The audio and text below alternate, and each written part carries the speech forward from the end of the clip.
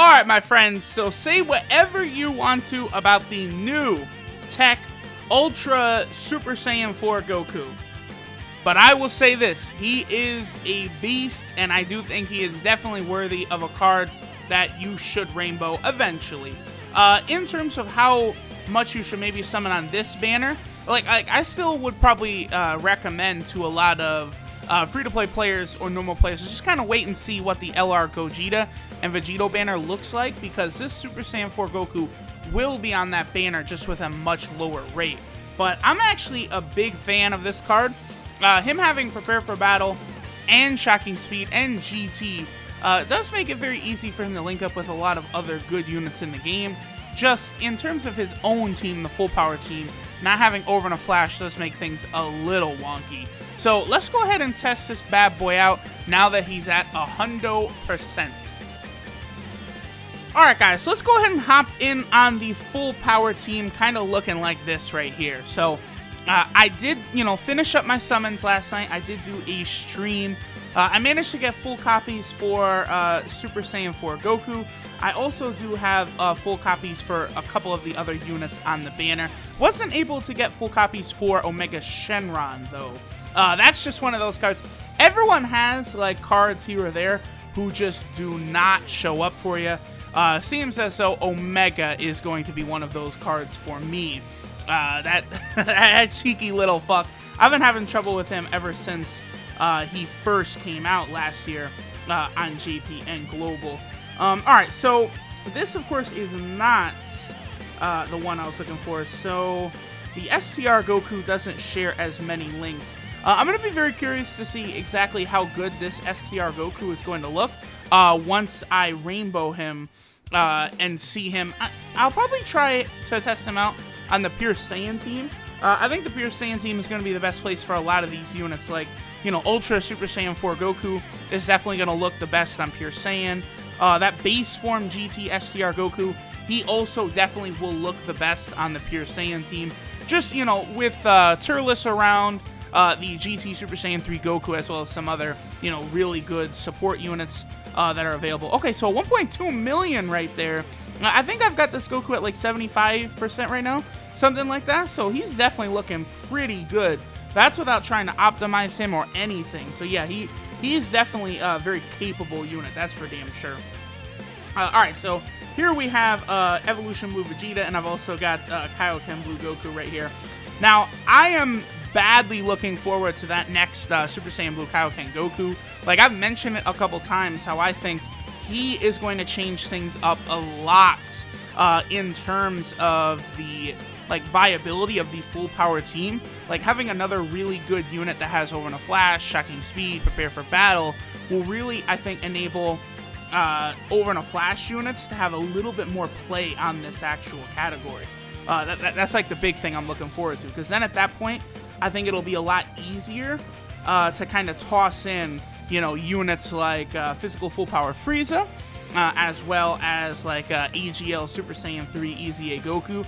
I think it's going to be a really good unit for this team, because you're not going to want to toss on LR Super Saiyan 3 Goku just willy-nilly. All right, so 2 million attack set right there. Not bad, considering, no support units, nothing like that. It's just him, LR Gohan, full power team, get the fuck up out the way. Pretty good. And then LR Gohan most definitely is going to be strong enough to actually finish this fucker off. See, that's the thing, like, you could usually make, like, the STR Super Saiyan 4 Goku look pretty, like, you can make these units, get to, like, their max in terms of, like, how high their attack stat is, but usually, like, they're still going to look really good if you got it next to, like, a unit like LR Gohan, but you're also then adding LR Gohan's damage, right? So, like, look at how TEQ Super Saiyan 4 Goku might perform alongside the STR Super Saiyan 3 Goku, right? But then, the STR Super Saiyan 3 Goku, he'll be able to do, what, 600k, 700k, something like that. But then you have him next to LR Gohan, and LR Gohan is dropping millions down. So that is a big thing to consider, too, when showcasing, different units on some of these different teams. Now, Jiren is a pretty tough fight. I do eventually think we're probably going to get another Jiren. What I think eventually is going to happen is we will get full power, shirtless LR Jiren, and I think we'll probably also get an LR for like Mastered Ultra Instinct Goku. Like, I really could see that being like the 4-year anniversary banner, or like a Christmas banner on JP, something like that. Like that type of banner, I think it's very plausible. What do we got? So 1.2. So looks like about 1.2 million is what this Goku is sitting at right now. Oof, not bad. Yeah, he is quite the good unit. I think his inclusion on the full power team certainly does help out quite a bit too, because he's gonna enable you to. He's another prepare for battle unit. He's another GT unit that will make this team run a little bit more smoothly. Now, Kefla's great. She does orb change, which is helpful, but it does hurt that they didn't give her like any of these common links, which, I mean, she really could have had, like prepare for battle. She could have shocking speed. She could have over in a flash. Like, units like Kefla, Super Saiyan 4 Gogeta, like they have these problems of really, like every single link in the game.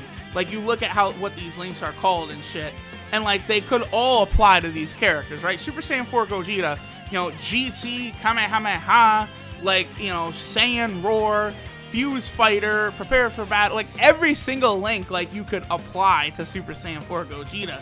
So that's why, like, they had one of the difficulties with, okay, kind of how are we gonna maneuver this dude? Kaioken Blue is probably gonna get smacked up a little bit at the end here, but we should be a-okay. I don't think Kaioken Blue is gonna get us killed or anything like that. He has a reasonable amount of defense, plus he does have type advantage over our boy Jiren. Now, this boss fight, I would say Jiren probably is like the second hardest Dokkan Fest fight after Ultra Instinct Goku. I do think Ultra Instinct Goku probably takes the crown for that, though, because of like that nuking stage he has in his event, right? That like really raises the difficulty level quite a bit.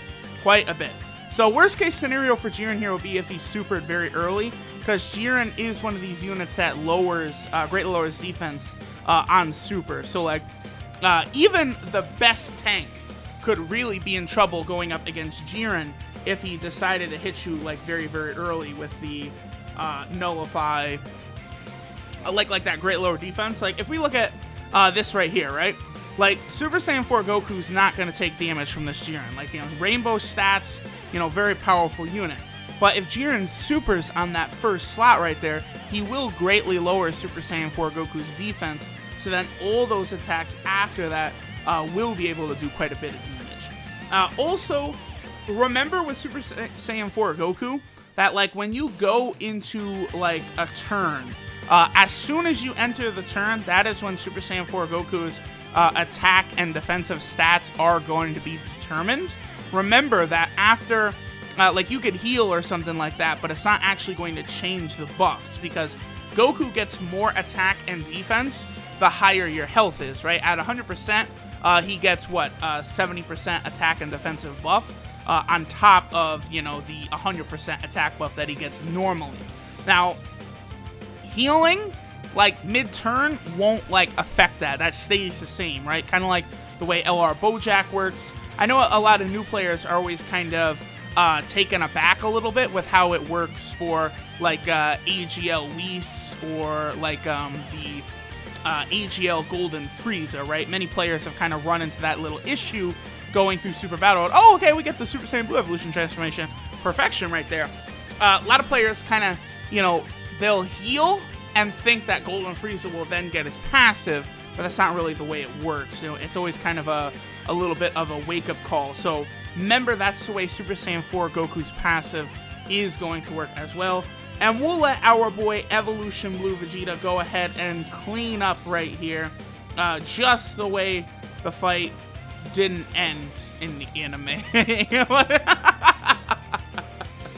But go ahead, Evolution Blue Vegeta, my boy. Hit him with that final flash. Damn, I do love that they just like, even like the way, the really good animator, his name is Takahashi, right? Like even the way he animated that final flash, they really just implemented here in Dokkan. That was so smart. But all right, so there's how Ultra Full Power Super Saiyan 4 Goku looks rainbowed on his own team. I'm also going to probably try and do like basically like a rainbow Pure Saiyan kind of build, you know, with a rainbow Super Saiyan 4 Goku plus rainbow Super Saiyan 4 Vegeta, you know, then have like Turles around the GT Super Saiyan 3 Goku. Like, I think that team is going to be crazy. Like, you know, just go for like a real like Saiyan Pride, Saiyan Roar type build and really focus on the Super Saiyan 4s. Hell, you could even get the STR Super Saiyan 4 Goku on that team. The Pure Saiyan team, anytime they release a big unit like this and he's on the Pure Saiyan team, that team just gets even more fun. So before we wrap it up quickly, let's go over our boy Decisive Blow Ultra Full Power Super Saiyan 4 Goku. Leader skill, of course, is the full power category key 3, HP attack and defense 150%. And then he also does give that Super Tech Key 3 HP attack and defense 90%. Now, I did do a video discussing how good LR Super Saiyan 3 Goku would be on the category, and that ability right there to put Super Tech type units really is kind of the saving grace for using LR Super Saiyan 3 Goku on the category, right? Like, that ability, you being able to bring the 40% TN, or, you know, the Tech Super Saiyan 2 Gohan, or the Tech GT Trunks, really helps in that instance. Now, Goku's super attack is the Dragon Fist, which does immense damage and greatly lowers defense. I really wish he would have just, like, you know, stacked his defense or attack or something on super. That would have been a little bit more better. Actually, I think, like, really thinking about it, if he just raised his attack and then stacked it on super, that would be real interesting. His passive skill is Acclamation of Power, attack 100%, and then he gets an additional attack and defensive boost of up to 70%. The more HP remaining, greater the stats boost. Then he does have that medium chance of evading enemies' super attack and countering with tremendous power as well. His links are Super Saiyan, Saiyan Roar, Prepare for Battle, Shocking Speed, Saiyan Lineage, GT, and Fierce Battle. 12 key multiplier of 150%. And then, of course, the 3 categories. The full power category, unfortunately, probably his worst team.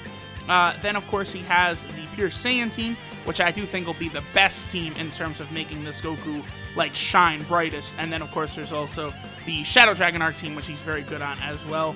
Remember, don't get too caught up in the leader skills percentages. You know, like, full power is 150%, Pure Saiyan is 130%. Don't get caught up too much in that, because, like, on the full power team, there's not a unit that can activate Saiyan Roar for Super Saiyan 4 Goku. So, you know, this is not the best place to really show him. I do think the Pure Saiyan team is where you're going to get the most bang for your buck for Ultra Full Power Goku. But, alright guys, that will do it for today.